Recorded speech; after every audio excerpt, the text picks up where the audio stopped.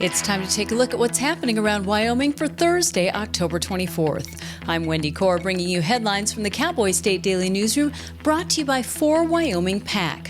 4 Wyoming PAC says this November, Wyoming will vote to allow residential homes to be taxed at a lower, fairer rate, even the playing field, and give families a much-needed break. 4 Wyoming PAC wants you to vote yes on Amendment A. The long reign of the Queen of the Tetons came to an end late Tuesday when Grizzly 399 was struck and killed by a vehicle south of Jackson, leaving her fan base shocked and heartbroken. Outdoors reporter Mark Hines, who's followed and reported on the exploits of the world's most famous bear, spoke to several wildlife photographers who were devastated by the news. The people I've talked to are folks that have been following 399 for years, in some cases decades. The folks that were out there taking photos and video of her and broadcasting that to the world and making her the celebrity that she was. Arguably Wyoming's most famous resident. I mean, we've got a lot of famous folks from Wyoming, but I don't know if even any of the people could hold a candle to the fame of Grizzly 399. Lincoln County Sheriff Captain Brian Andrews said the collision happened at around 10:30 p.m. Tuesday night and was ruled an accident with no tickets issued. He said the driver of the Subaru that hit the bear didn't see 399 until it was too late. The death of the famous Grizzly has also hit hard the wildlife officials who have for years observed and looked out for her and other animals in Grand Teton National Park. Cowboy State Daily's Greg Johnson reports that game and fish biologists, as well as the superintendent of Grand Teton National Park, feel the famous bear's loss. The bear biologist with Grand Teton Park, who's been there since 2011, said that, they were pretty devastated by it. They said that the bear, that 399, is leaving a real legacy of just kind of awareness and of people just seeing the wildlife, because she was so upfront about bringing her cubs down around roads and within view of people. And ultimately, a lot of people are going to say that's what led to her demise too. Grizzly 399 wowed the world in 2020 during the pandemic by emerging from her den with 4 cubs. The bear that would be her final cub was born in spring of 2023. That cub was not found with 399 at the scene of the crash in Lincoln County, but Hines spoke with wildlife officials who say the 1.5-year-old cub should be able to make it on its own. Grizzly cubs normally separate from their mothers during that second summer. So for this cub would be the summer of 2025. But according to at least what Game and Fish is telling me, they're cautiously optimistic that given the cub's size, relative health, looking pretty darn fat, that it has as good a chance as it can possibly have of surviving on its own. Recent sightings indicate that cub is in great health.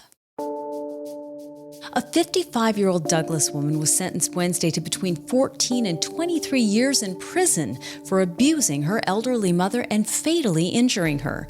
Converse County District Court Judge Scott Peasley handed the sentence down to Edwina Lehman after watching about an hour's worth of videos her son had taken in their home that showed Lehman berating, taunting, and being rough with her mother, Mary Davis. Cowboy State Daily's Claire McFarland was in the courtroom and said the videos were difficult to watch. Just taunting her, calling her names, calling her a hussy, saying that she wouldn't share with the family or communicate with the family because she'd been a hussy. The defender and prosecutor both acknowledged that was difficult to sit through, and ultimately she got a pretty tough prison sentence. Lehman's husband, John, who has filed for divorce, testified on behalf of the victim. He said he has forgiven Lehman but doesn't condone what she did. Wyoming is one of at least 10 western states where people eating McDonald's Quarter Pounders have been infected with E. coli food poisoning. The U.S. Centers for Disease Control and Prevention reports that Wyoming so far has 4 people who've become sickened by the bacteria. That's as of Wednesday morning.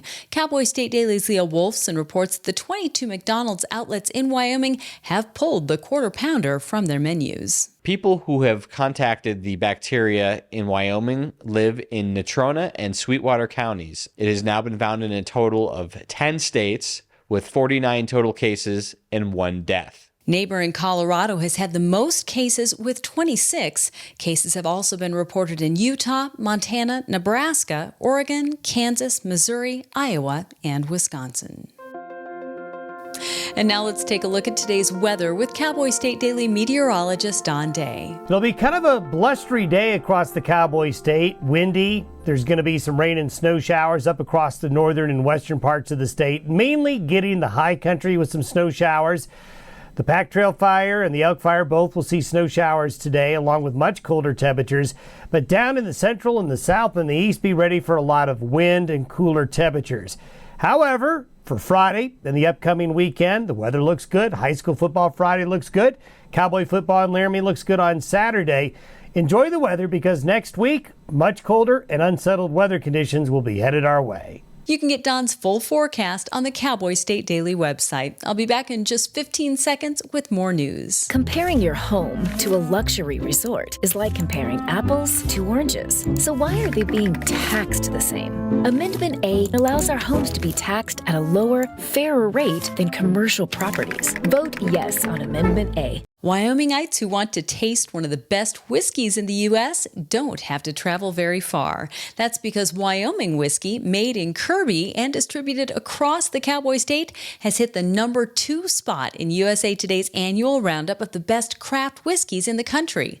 Business reporter Renee Jean said that's pretty good for a company whose first batch of whiskey didn't exactly make the best impression when it was released in 2012. This is a company that's really come a long way since their first batch, which a lot of people have commented on my stories about Wyoming whiskey was apparently pretty awful. But these days, it's really one of the best whiskeys around. It's a little Wyoming company in Kirby that uses Wyoming grains, and the water even comes from a limestone aquifer. That's some of the best water in the world for making whiskey right here in Wyoming. One of the only big changes the company has made to the local operation is to hire Wyoming whiskey's first full-time master blender. Brendan Cook has moved from Canada to Kirby, where he's implementing a year-round sampling procedure and daily cask monitoring. Wyoming ranchers and farmers say they feel targeted by new federal dietary guidelines that say Americans should eat less beef and drink less whole milk. Cowboy State Daily's Jackie Dorothy reports that those recommendations have Wyoming's agriculture industry asking what science is being followed to come to conclude that beef, especially, is bad for health and leads to obesity. Ranchers and farmers are fighting back. They're saying, yes, in moderation, red meat is good for you. There is no proof that it causes obesity or heart attacks or any of that. They want to know, where is the scientific facts? Where are you getting the ideas? And who are these people that is on this 20-person committee? The Wyoming Stock Growers Association will host its convention in Casper later this year, and Executive Vice President Jim Magagna is anticipating that the committee's recommended guidelines will be on the agenda. A Casper man who killed his granddaughter's alleged molester 4 years ago is suing a healthcare provider over his toe being amputated in prison. 56-year-old Olin Zahid filed a federal lawsuit Friday against Horizon Healthcare, also called Yes Care, and several doctors who've worked for it. Cowboy State Daily's Claire McFarland reports that the incident happened at the Wyoming Medium Correctional Institution in Torrington. Soon after he was sent to prison, he lost his toe. His toe was amputated. He alleges it's because the healthcare provider that is no longer working for the prison, but was at the time, put the wrong salve on a wound. The lack of dressing led to his toe being amputated, and he is claiming that's cruel and unusual punishment. Yes Care is no longer the healthcare provider for the Wyoming Department of Corrections as of June 30th. Well, nobody in Wyoming can get a McDonald's Quarter Pounder because of an E. coli outbreak that's hit at least 10 western states. But just across the border in Rapid City, South Dakota, they're still serving up the popular menu item, and customers can also take a selfie with a bronze sculpture of the world's largest burger.